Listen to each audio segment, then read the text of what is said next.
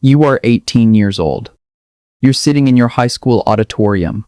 The college guidance counselor is on stage. She says, "Without college, you're nobody. This is an investment in yourself, your future." Everyone around you is pulling out laptops, looking at college websites. Your best friend Nick leans over. "Dude, I'm looking at Harvard. Harvard grads make bank."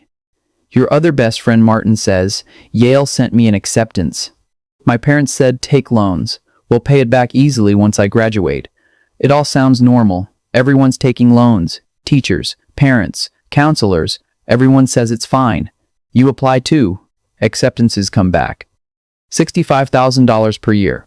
You think everyone's doing it. Why shouldn't I? You sign the papers. Nick signs his. Martin signs his.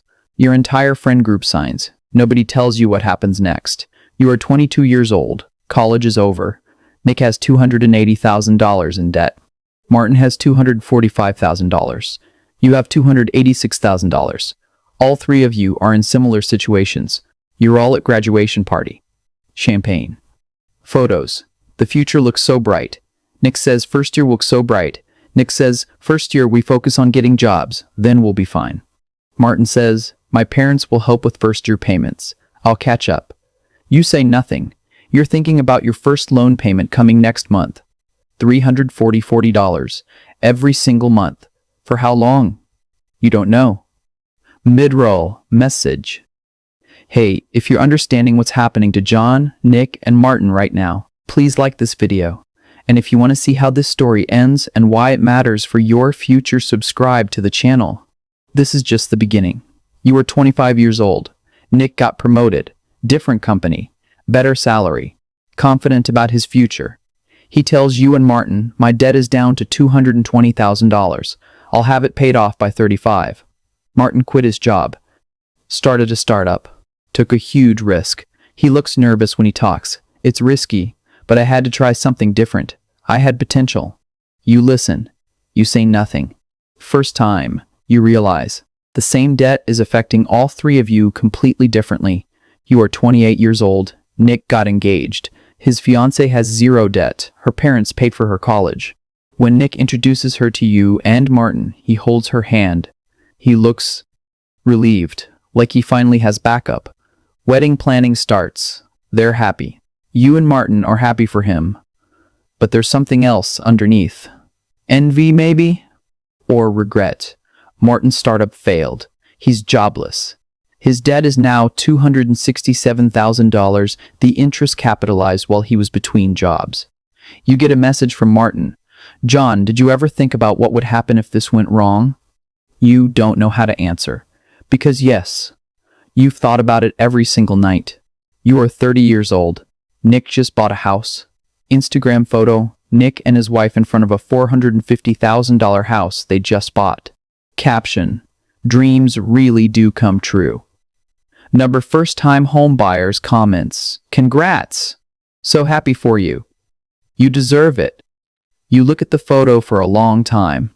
You calculate Nick's income, $120,000, wife's income, $80,000 combined, $200,000 combined, $200,000 down payment, $90,000, wife's parents helped. Mortgage, $2,400/month equity building. $2,400/month in 30 years, Nick will own that house free and clear, plus equity appreciation. You're still paying $380 a month in student loans. Your net worth, now dollars. Nick's net worth, plus $90,000 equity and growing. Martin called you that night. "John, I can't do this anymore." His voice was breaking. "I'm living with my parents. I'm 30 years old and living with my parents because of student debt." You didn't know what to say. You still don't. You are 32 years old. Nick and his wife just had their first child. They're talking about their second one. Their mortgage is built into their budget. Their wealth is compounding every single month. Nick is genuinely happy now. The debt doesn't control him anymore. He's too busy building actual wealth. Martin is still unemployed, still living with his parents, still carrying $267,000 in debt. You tried to get him a job at your company, but his mental health was deteriorating. He wasn't interview ready. The debt had broken something inside him. You had your own problems too. You met someone, real potential. You talked about the future. When she asked, "Where do you see us in 10 years?" you said, "Hopefully with me not in debt." She laughed thinking you were joking. You weren't joking. You are 35 years old. Nick's net worth is now $1.2 million. Here's the breakdown. House value, $620,000, appreciated from $450,000. House equity, $340,000.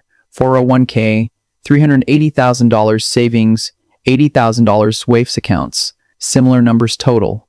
Over $1 million in 13 years. What did Nick do differently? He got married to someone with zero debt. One decision. One financial decision by his fiance's parents 13 years ago. That's the only difference between Nick and you. Same college, same degree, same intelligence, same hard work. One variable, zero versus zero debt in his household. Result, $1.2 million versus your $18,000 in savings. Martin is still unemployed. His debt is $267,000. Living with his parents at 35 years old. He sent you a message last week. "I'm sorry I failed." You replied, "You didn't fail. The system failed you." But that doesn't change his reality. You were 35 years old. Late night. 3:47 a.m. You're searching on your phone. Average student debt 2024. Student debt statistics. Can student debt be forgiven? You find average graduating student, $37,000 in debt. Total student debt in USA, $1.7 trillion in debt in USA. 1.7 trillion millennial homeownership rate. Lowest in 50 years. Average age for first home, 35.4. That's you. Average age for marriage, 31. Delayed average age for first child, 33. Delayed mental health crisis in millennials. Rising. You realize something terrifying. You're not the exception. You're the norm. The Nicks of the world with rich partners or rich parents, they escape. The Martins of the world with bad timing or bad luck, they get destroyed.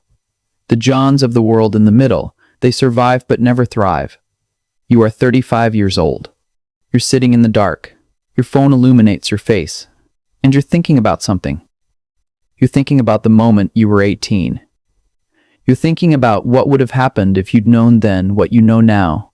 What if you had said no to that $65,000 loan? What if you'd gone to state school instead? What if your family had borrowed money from relatives instead of from banks? What if you check your phone? It's 3:37 a.m. and you realize something that makes you feel cold. The biggest questions aren't answered. You still don't know, how did Nick actually escape? Was it just luck? Or did he do something different? Why did Martin get trapped so badly?